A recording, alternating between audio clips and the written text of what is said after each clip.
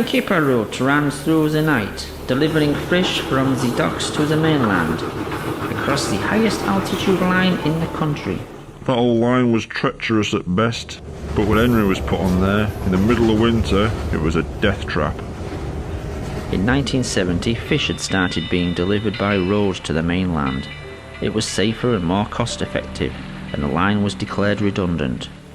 Dangerous and unnecessary, it came as a shock to the islanders when it was reopened. That fat shite always hated Henry. He didn't like his cheerful manner, and he clearly had other lifestyle choices when he was a human. Fat wanted Henry away from the other engines, and kipper run was a death sentence. On the night of February the 8th, 1983, Henry had only been on the kipper run for a week. The following incident would be made into a book and later recreated in the television series. This is the train the railwaymen call the Flying Kipper. Can you believe they put it in a kid's story? Of course, that fat f***er changed quite a few of their facts.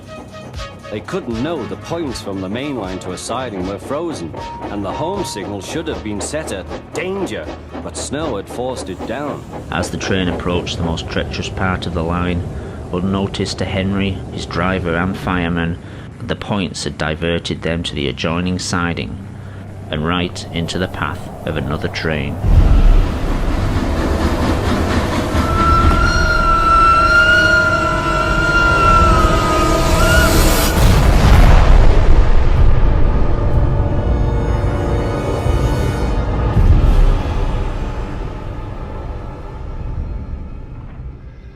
Henry's driver and fireman had jumped clear before the crash.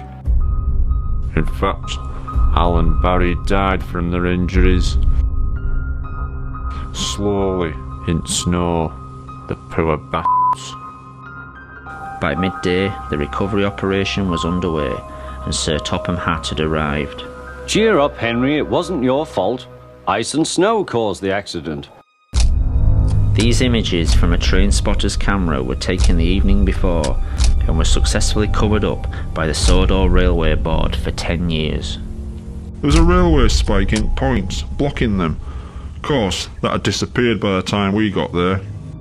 I'm sending you to Crewe, a fine place for sick engines. Crew. We all knew what that meant. They'll give you a new shape and a larger firebox. Crewe was, at the time, one of only 2 scrap metal yards in the UK capable of handling and recycling organic material as well as engine parts. You'll feel a different engine and won't need special coal anymore.